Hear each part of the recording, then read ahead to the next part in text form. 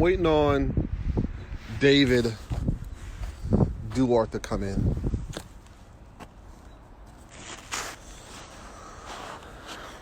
What's up?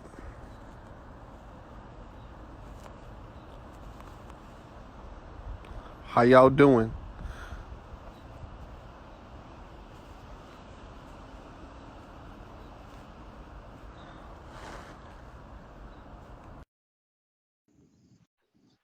Waiting for David.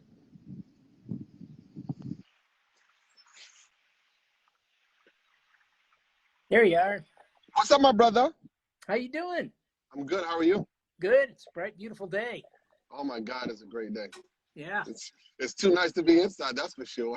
Yes, indeed. We're gonna open the shop up in a minute. It was a bit chilly this morning, but it's warming up quite nice. Yeah, it is. It's gorgeous. I'm in my yard. Nice. Okay, so let's give this a little backstory. All right, you and I met because I wanted to take your cheer class. Yes. And I signed up for the cheer class, gave the initial deposit, and of course I got too busy in my shop to get to you. And then this happened and we're here. Right.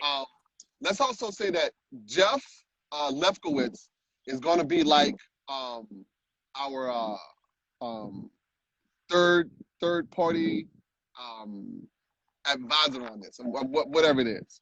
But I want to make clear that this is a very elementary conversation. Yeah. so this is going to be an elementary conversation, and what I'm going to do is I'm going to walk through my yard.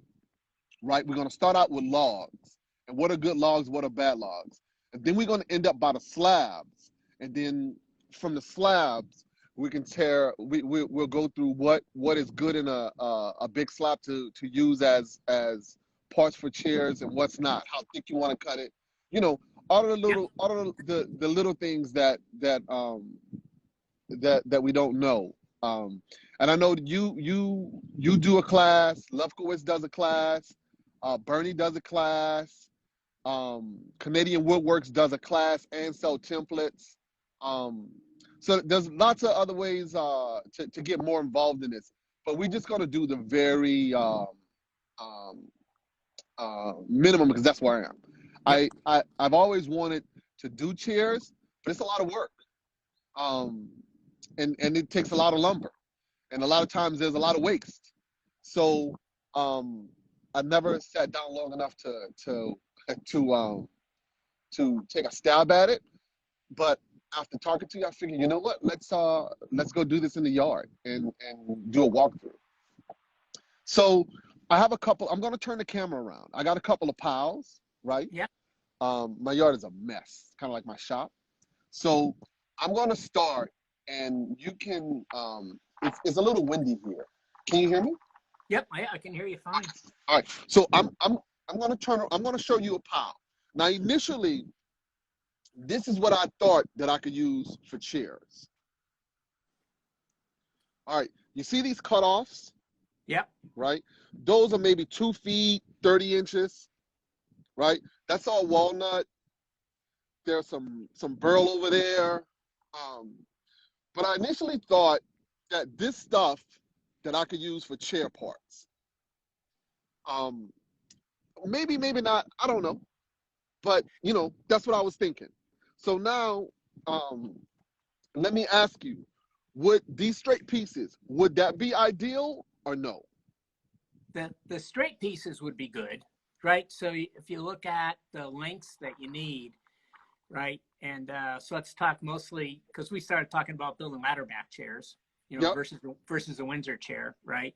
And the Right. back legs can go anywhere from 30 to 48 inches or so, right? So you need, Right.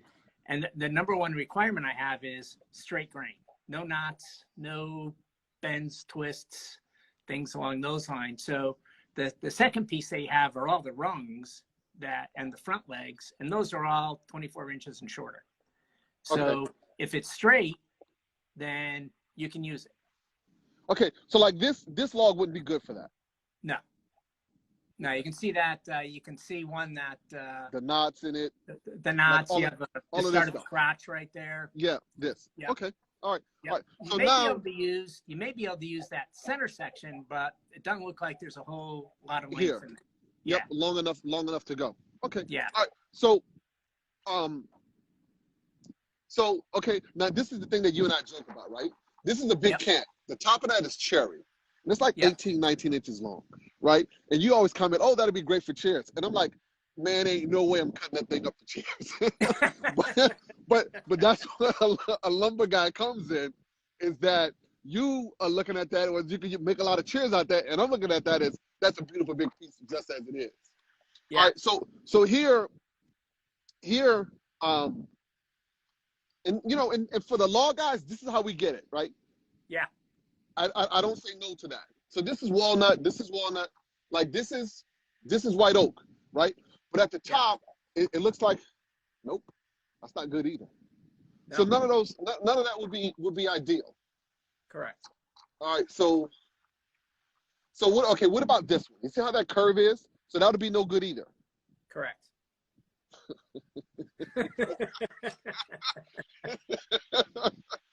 Okay, so this is better. Right? That's looking pretty good. Okay, this is nice and straight and clean. Yeah. All right.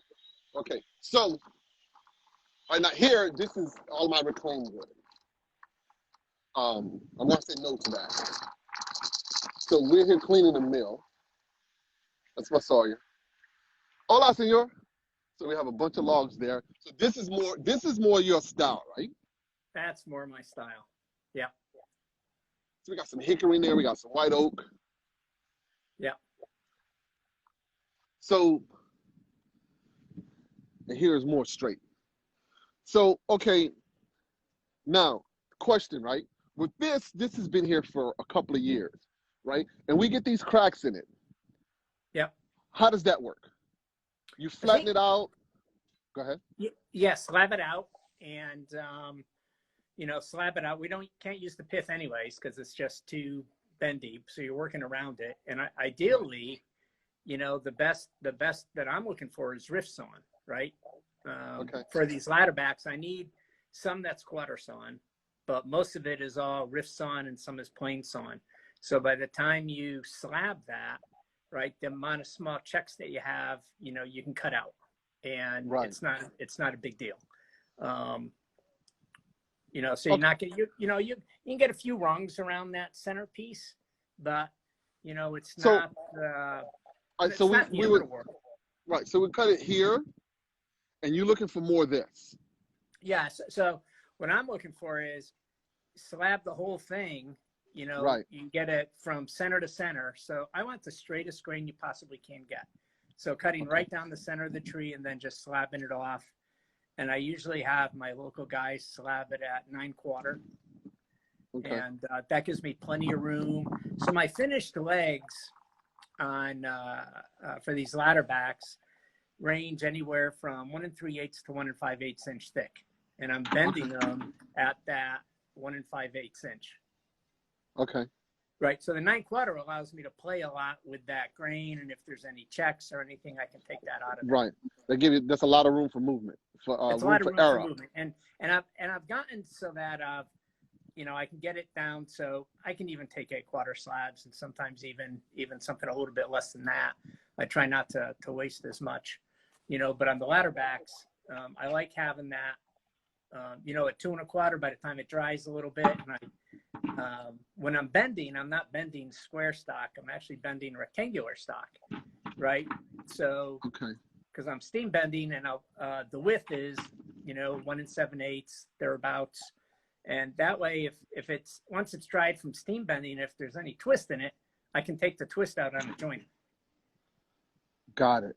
Right, and so I can take that, essentially what it's going to come down to be about 2-inch stock and match up grain. And okay, so what is your preference for wood for chairs? Okay, now let me and I guess I want to ask the question in more of not necessarily what sells the best, right? But Yep. what woods, if you took out monetary value and desire, what would you say? Let me go to the other side. What would you say is more the better woods to work with to make chairs? So my ladder backs, I'm really only using 4 species, right? I'm using oak, either white or red. And the ladder backs, Okay. it's mostly red. Walnut, Okay. cherry, and ash. Okay. Why red oak? Because for me, red oak is like that's garbage to me. I use it, but it's not. I wouldn't consider that a premium wood. And I guess that's also the conversation that we're having. Yeah, it's not, but when it's painted and it's rift or quarter sawn, and it's painted, you get this, you see all that heavy grain right through the paint. It's a really nice look. Got it. And it bends really nice. Okay. See, I didn't know that. All right. Yep. Yeah, it bends. Okay, so both white and red oak bend really, really nice. Okay, so what about the other ones? You said your other walnut, cherry, and ash. And ash is, it's just really white, and it's a nice clean look. Again, it has that real heavy grain to it. It's a bit harder to bend. You gotta steam it a whole lot more. But and then your natural finishes, your cherry and your walnut they're just beautiful woods. Okay. So okay, like this thing here is elm, right? Yeah. So have you used elm? I only use elm for chair seats. And part of it is it's a lot harder to work because of all the interlocking grain. I know it's when it dries, it tends to really twist. My landlord, cuts firewood, right? And he has this big spinning thing that he pushes down in the log and splits it open. Yeah. And elm broke the machine, and whenever elm comes in, he throws it to the side. Yeah. Well, it's beautiful. I'm actually one of my shop stools has an elm seat. It's gorgeous. It is beautiful stuff. It is beautiful stuff. So I'm going to take you through the rest of the yard. Well, part of it so you can see it. A lot of this is redwood from water tanks in Manhattan. Yeah. This is reclaimed from buildings. These are containers. This is what I first started in. So it's all about that water tank. Is that all cedar? No, Poppy. No, it's redwood. Redwood. Ah. Yeah. This. I have maybe 2 tanks of cedar, but all of that there, that's all redwood, baby. That's redwood. Wow. That'd be nice to play with. You know where I'm at. Yeah. So we're gonna head to the yard so we can look at a slab. Right now, this is me being a recycler, right? Yeah. So these are all small logs. They're like 3, 4, 5 feet that are cut up to use for like restaurant tables, etc. More stuff. Okay, now you see that cherry log? Yeah. You see that? There's 2. Those are the ones that I'm talking about for you. Yeah, they look straight. Yeah, one has a little knot there. It has a little knot here toward the front. Yeah, but we can work something out. We can work something out. And this is a bunch of yellow pine that I got from a building. Those beams are going to a lake house on Sag Harbor, a shelter island, let me say. Yeah. All right. So here are the slabs. I'm trying to see if I can get something that we can look at.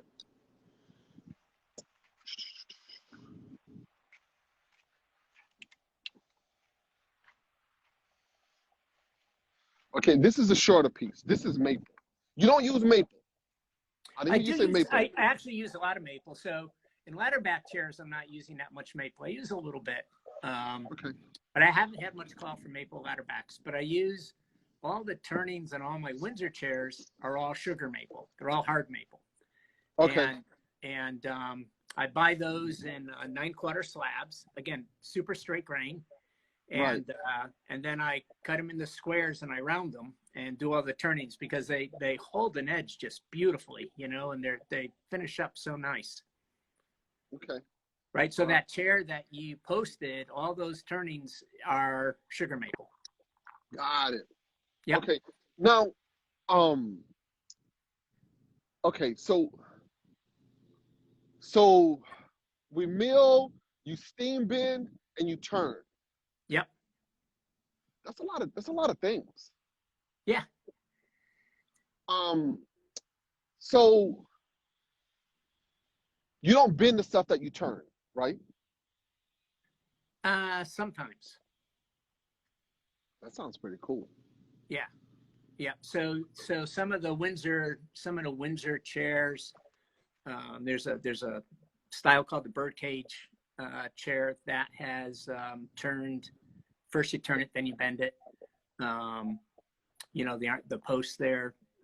We make a stool that was actually designed by Peter Galbert that is turned, and then the legs are bent to give it a very slight curve on the Okay. bottom. All right. And those are both maple. And maple bend's pretty nice. Okay. All right. Yeah. Again, that's another elementary conversation because Yeah. I've wanted to do bending and I haven't done any bending. That's a whole nother thing. So, all right, like this, right? This is pretty straight. This is walnut. Yep. So, and it's pretty thick. So this would probably be good for chair usage. So, do you use the sapwood or no? No, I try not to. Okay. All right. But we cut around the sap, and what I'm going to look for is the end grain and see if it's rift or not. Got it. Okay. Right. And what I'm going to do is I could easily pull a chair out of that slab. Okay. So a chair, ladder back side chair, in ballpark terms is, a 2-inch thick slab times 4 feet by 16 inches wide will give me a side chair. Okay. You see that to me makes sense. Yep. Right. To an uneducated guy about chairs that know about lumber, that made perfect sense to me. Yep. Got it. Yeah, because I'm gonna get some pieces. I'm gonna get the back legs first. I want them riffs on. I want them matched if I can. I want them 4 foot long, right? And then everything else can be cut up, right? So all the turnings, the front legs, all the rungs that go on the chair, those can come from anywhere in the chair, right? They can come real close to the pith. They can come from quarter sawn, and then the slats I like having quarter sawn because they don't shrink, right, as much, right? So they're going to be 2, 3, 4, 4.5 inches, wide, and I'm going to mill them down to a 1/4 inch thick, and they're going to be the slats, and they don't move when they get into a mortise. So, got it. Structurally sound. Yeah. Okay. All right. So this is all cherry. You probably got a bunch of chairs in there. It looks like we got a couple. You got a couple. We got a couple. Okay. Does anyone? Is there anything else that anyone wants to add? Because remember, this, and I'll say this 10 times. This is not my thing. I'm completely ignorant of this, and at the moment, I'm out of questions. Because I can't. You and Steve Leskowitz are gonna, you're gonna take over the page. You and Steve Leskowitz are gonna go in depth in your shop about the S making.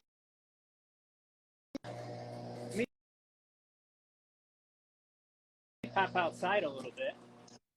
Hello? And, yep.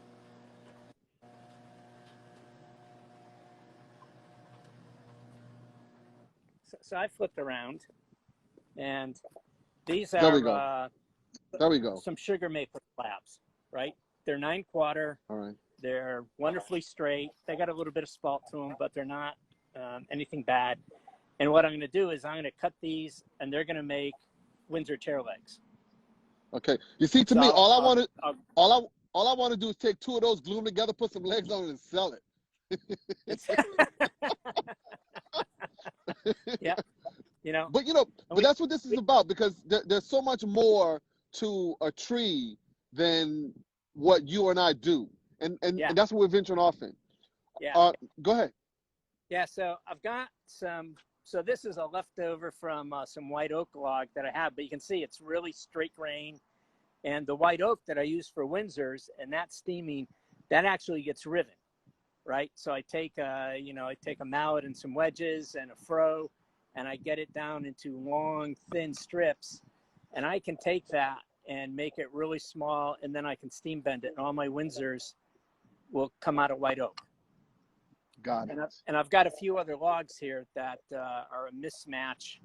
They're kind of waiting for projects. I got some walnut, I've got some ash, and these will all be cut down for chair legs. They're straight. Okay, So let me this add. one. Yep. Go ahead. Yep. When you make a chair, right? Yep. Is it that important to make sure that all of the pieces from that particular chair, one chair, come from the same log? When I'm making ladder back chairs and they're all natural wood, I want them from the same log because they're all going to be the same color. Right. Right. And they're all going to work the same. They're going to stain the same, and they're all the same moisture content. Right. No. Yeah. Exactly. Yeah. Yeah. Because I wasn't talking about different species. I just found like 2 different white oak logs to make one chair, and you're like, no, this well, on a keep Windsor it. chair, so like on a Windsor chair, I've got a Windsor chair in the shop. Okay. So there's an elm seat. So. Okay. Nice. Right. So here's the Windsor chair in the shop. It's in to get some a different color paint on it. So the turnings are all maple. Okay. The seat is white pine. Right, and then these arm and the back bow and all the spindles are white oak, and they're one piece. Let me pause you, right? Okay, now this is the part where I become a snob, right? I've never made a chair. I'm an idiot about a chair, but wood I'm familiar with. Why would you? And this is just me, right? I don't know, right? Yeah. Why in the heck would you put all of that work and put a pine seat on that? Because it's a lot lighter. It's easier and it's easier to carve. Got it. All right. Right? See, I didn't know that, right? Because I'm thinking, hell, that you put a nice cherry bottom on that, a walnut bottom on that, a white oak bottom on that, and then but you just answered the question. Yeah. And I've done that, where I've had either a nice cherry or a nice walnut seat, and then paint the rest of it, and it really shows off the seat really, really well. Ah, okay. Right. Okay. But if you have a building, so you use maple for your turnings because it's real strong, it's real crisp turnings, it's works really, really well. You're using the oak for your bendings because it's pliable, you can bend it, and it's really strong in thin pieces if you follow the grain. Right. Right. And then your seat is a softer wood because it's easy to work, and that's the traditional way it's done. And then it's painted because then that unifies all the wood together. Got it. Okay. Right. So we have a question here from Dennis7526. When you split red oak out for crest rails, how wide do you split them, and also legs and spindles?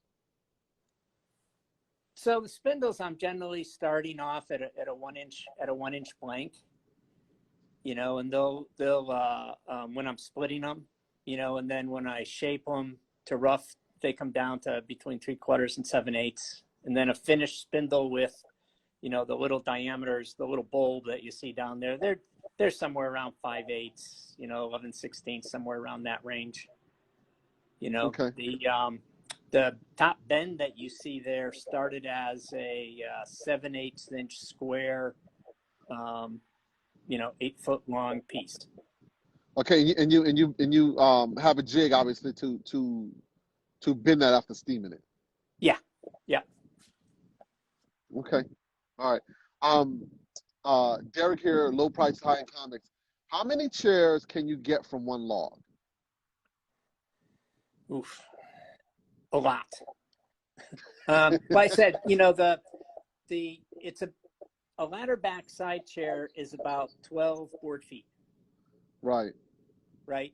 A Windsor chair is a little bit, well, you're using different kinds of wood, but the, You know, your legs are 20 inches long times 2 inches square. You know, you've got 8 of them here on this bench, you know, and then you've got all the side things. So the maple you end up using quite a bit of. Right.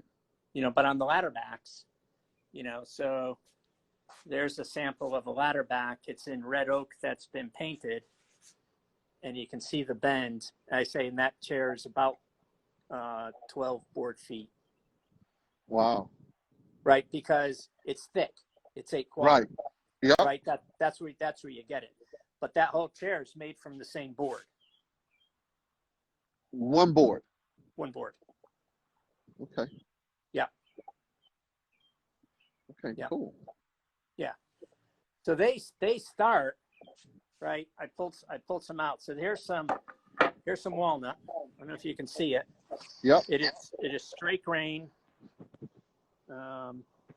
It is straight grain. It's you know, I don't know if you can see the rift on that or not, but it's 1 5/8 inch high, 1 7/8 inch wide, and I'll bend it like this.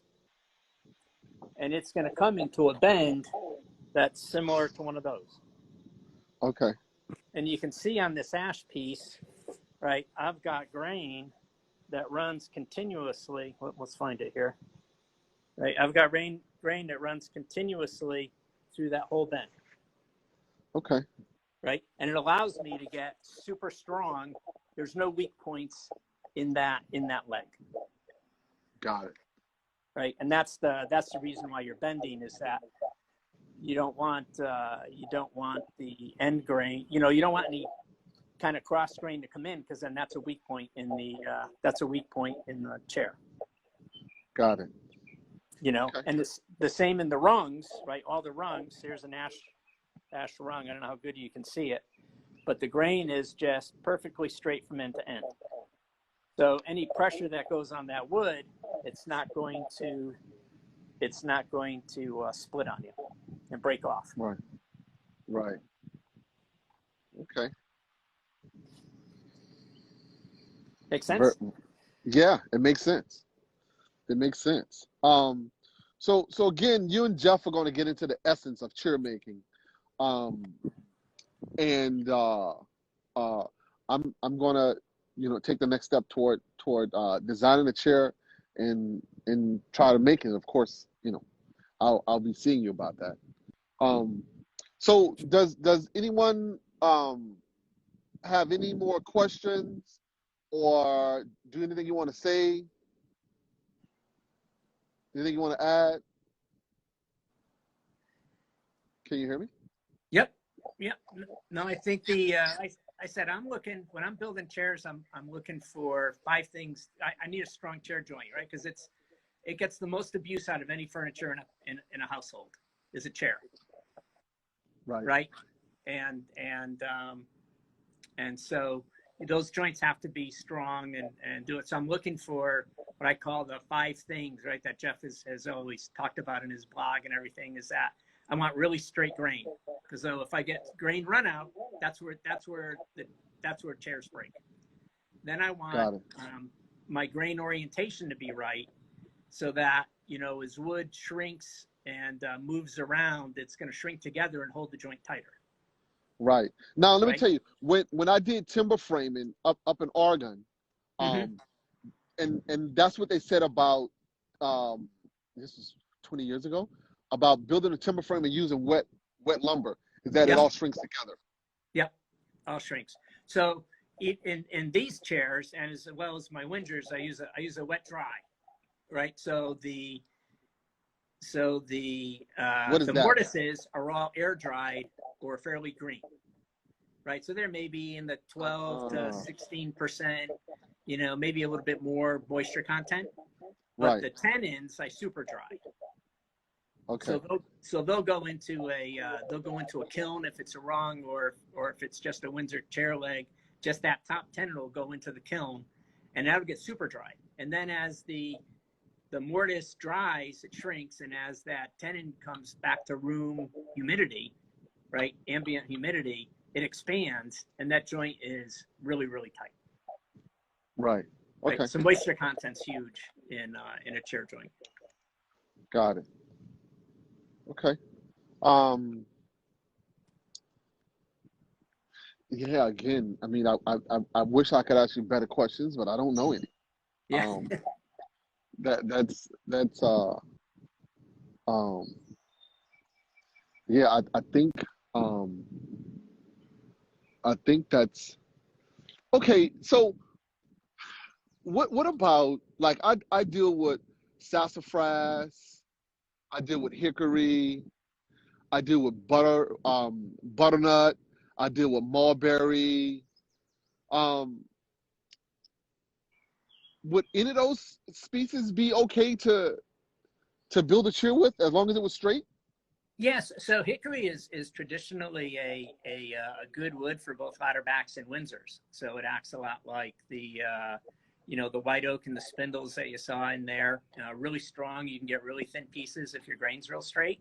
You see a lot of hickory chairs made in a lot of the old vernacular ladderbacks. The Right. butternut is fabulous for chair seats, right? It's soft, it's easy to carve, it's got beautiful, beautiful grain to it. But And what about structural parts of the chair? no, I wouldn't be using butternut for structural parts, just the seats and Okay. Windsor. Yeah. I don't know enough about sassafras, to work it, but it'd be interesting to try some. I think it's like a really tight grained wood, similar to maple, isn't it? Yeah. Yeah. It looks more like oak, but it's kind of like oak. Okay. What about I also have black birch. Yeah, Um, birch is another good turning wood for legs, on Windsors and things, and you'll see it um, what about honey locust? really, really hard to find straight pieces. Okay. All right. Um, and what about tulip poplar? Yeah, I build a lot of chair seats out of tulip poplar. Okay. So it's really nice because you get really wide boards, Right. and if it's dried properly, then it's not going to move around a whole lot for you. It's harder to carve than white pine, but not that hard. I've built Right. a lot of benches out of it, and I actually like it for benches because there's no knots for the most part, and a lot of that, right? Yep. Yeah. Yeah, I bet you can get some pretty long boards with no knots in that. Yeah. I use tulip a lot, Yeah, and it's beautiful stuff. It stains well. yeah. For And the what are you most part, using it's it pretty for? stable. What are you using? Tables. Tables. Yeah. Are you Yeah. painting it or Tu- just finishing it natural? just finish it natural. And Yeah. what tulip is? Tulip is for that guy or that girl who wants to ball on a budget. Yeah. They want this fancy table, but they don't have the walnut money. So I say, Yeah. hey, how about some tulip? I'll put some Yeah. walnut stain on it. And they're Okay. like, yeah, I'll take that. That'll work. Yeah, and sometimes I get some, as you know, it grows, it's a fast grower. So you Yeah. can get some pretty big tulip. So, I'll make the bigger tables out of it. So, Okay. it's I mean I have a lot of it. Yeah. I have a lot of it and I use it. So think of what other species. What about pecan? I don't get any of that in this part of the country. But Yeah. what I don't. about what? I've never worked it. I don't know much about it at all. I've seen it. It looks real pretty. Now look, Jeff Whitney makes a good root beer. He's talking about sassafras. Yeah. It smells yummy, man. It smells Yeah. yummy. And so does black birch. Yeah. Very medicinal. Is there a wood you don't like cutting up? The one I No. can't sell. I The hear only you. the only one I don't like cut up is the one I can't sell. Yeah. I hear you. Uh, no, Yeah, I I see mean, we got a thing just milled up 2 pecan logs. yeah, that's Benevolent Design. I think he's out in Yeah. Texas. Yeah. Yeah. Yeah. I think that's where most Um, of it comes from. yeah. Well, let me tell you, I grew up in New Orleans. And right outside of that, I was Kenner, right by the airport. And I Yeah. grew up across the street from a cemetery. And man, there was so many pecan trees in that cemetery. It was crazy. And now that I look on it, it was not nice. But we used to climb on the tombstones, the graves, Yeah. and throw sticks up there to get the pecans. When you're young, you're crazy. Yeah. But we were in the cemetery looking for pecans. Yeah. And down, I guess everywhere else they call them pecans. But yeah, I'm from New Orleans, we call them pecans. Pecans. Yeah.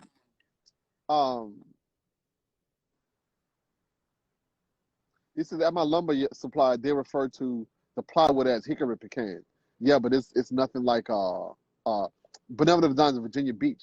They got pecan trees. Okay, all right. I didn't know it was that close to me. Yeah. I mean, it's if anyone has any questions, chime in. Again. David and Jeff Lefkowitz going to do a more intelligent conversation about chair making. This is the beginner part of it.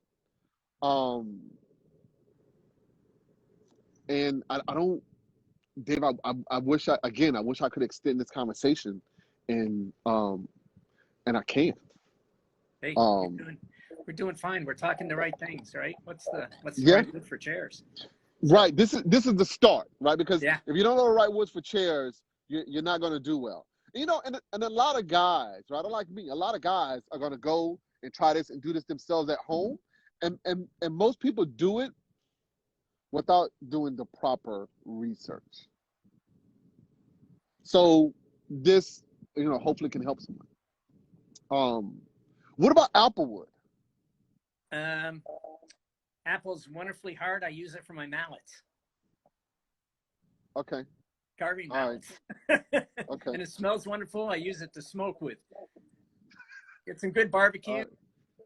Yeah, I don't do that with applewood. I slab it. I make stuff out of it. It's beautiful. It's beautiful stuff. Nice little cheese boards and cutting boards. Yep. Yeah. Yep. It said, where am I located? I'm in New York City, and Dave is in Connecticut. How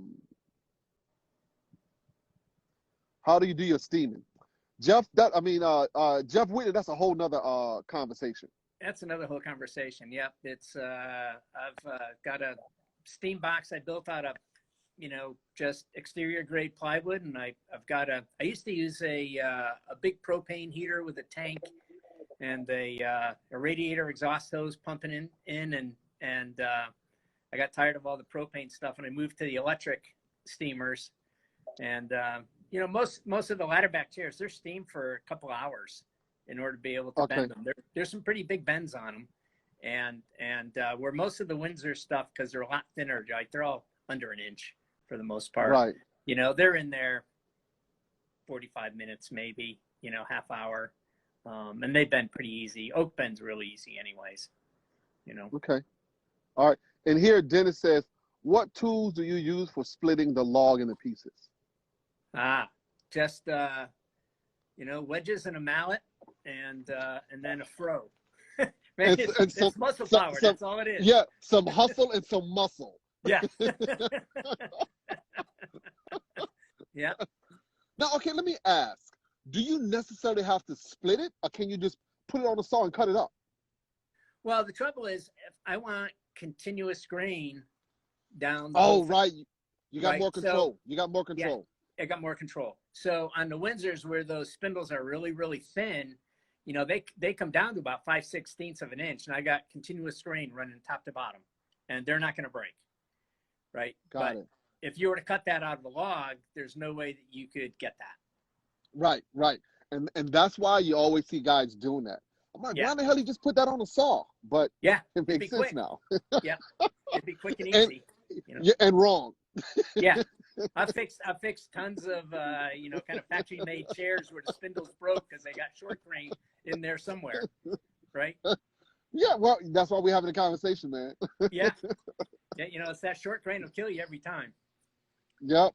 Okay, now Benevolent Design asks, he goes, how about more about business info success, lessons learned? Well, okay, Benevolent Design, this is not a conversation per se, Yeah. This is a conversation, but it's more about how to choose the proper wood for a chair out of a board and out of a log, because David is a chair maker. Now, David, if you wanna talk about your experiences with chair making, and how long have you been making chairs? So I started making chairs in the 90s. I first started making some arts and crafts style chairs. I had a shop out in California, and that was the rage, all the arts and crafts stuff. And then when I moved back east, I decided I didn't like the big shop. I didn't want to be hauling sheets of plywood everywhere and all that. And I moved more into hand tools and chair making, and I started making Windsor chairs somewhere right around 2000, 2001, somewhere in there. Okay. And I've evolved my shop to being almost exclusively chairs. All right. So when did you and Jeff hook up? We hooked up about 5 or 6 years ago. And what happened was I was having some problems with some of my Windsors, and some of the joints were coming apart.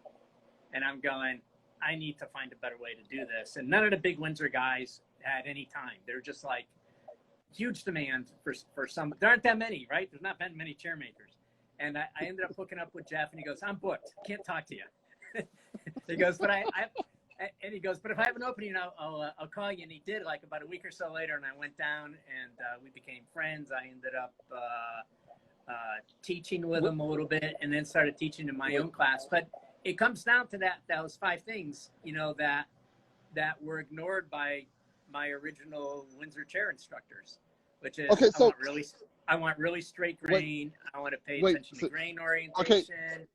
All right, let me pause you for a minute, right? Yeah. Benevolent Design talked about business, right? Yeah. So right now, I'm going to make fun of Jeff, but we're going to talk about business, right? Sure. David called Jeff to ask a question. Jeff said, take a class. So after the class, after they're doing business, he came in and they're buddies now. So I guess that's the business part of this today. That's the business part of it today. Yeah. Yeah. Yeah, that's pretty cool. And I agree with that. If you want to learn, you got to earn. Yeah. And because I had probably sold, well over 100 Windsor chairs when I took a class from Jeff, and I learned a ton. I just learned a ton. He's got a great blog. He spent a bunch of time learning how to build Windsors and then ladderbacks with Brian Boggs. And he's the man. He's writing all the plans for Curtis Buchanan, all his Windsor chairs. Jeff does all that work. But it comes down to an awful lot of the green woodworking techniques, that you hear about: moisture content, grain direction, and straight grain. And it starts with choosing your log. Yeah, it does. It does. Choosing the log. Yeah. Yeah, and that's why I figured that I had knowledge on and that I can talk about. Yeah. Right. Once you're moving from the log and the board, I'm not the one. Yeah. So, and that's why I said we started, and I guess we'll talk about it next week. You and Jeff could get together. You take the page over, and you all could speak more intelligently about the essence of making a chair. Sure. Sounds good to me. Yeah. So I think we've covered everything we can. Yeah, that we wanted to anyways. Yeah. I needed to know you had some nice straight grain cherry that I need. Right. That's back to business. Back to business. It's always about business. Yeah. And we become friends in this. It's about business because we got to eat. Yeah. Yeah. Maybe need some shoes. I'm going to take that a step further. I think it's all about the people, and the business comes, and then we can all eat. You're right. You're absolutely right. But we meet because of the business. Yeah. You're right. It is. Yeah. And I always say, yep. And I always say that the relationships are the most important thing. But you got to eat. Yep. absolutely. So Oh, yeah, I know we're oh, on later in June sometime, so we can talk more about business and other things and yeah, history and started. yep, But right now we're talking logs. So yep. Logs and chairs. Yeah, and we'll see. We'll talk to Jeff, see who's available, and maybe you all could get on next week. And nerd out about chairs. yeah, All right, sounds good brother. to me. So We're not going anywhere. yeah, yes, God willing, Yeah. God willing. Yeah. For those who came on late, David is a chair maker. I wanted to learn how to make chairs. I signed up for his class. We couldn't do the class because of this or that, and we got at he wanted some cherry. I had some cherry, and I said I'll send you some pictures.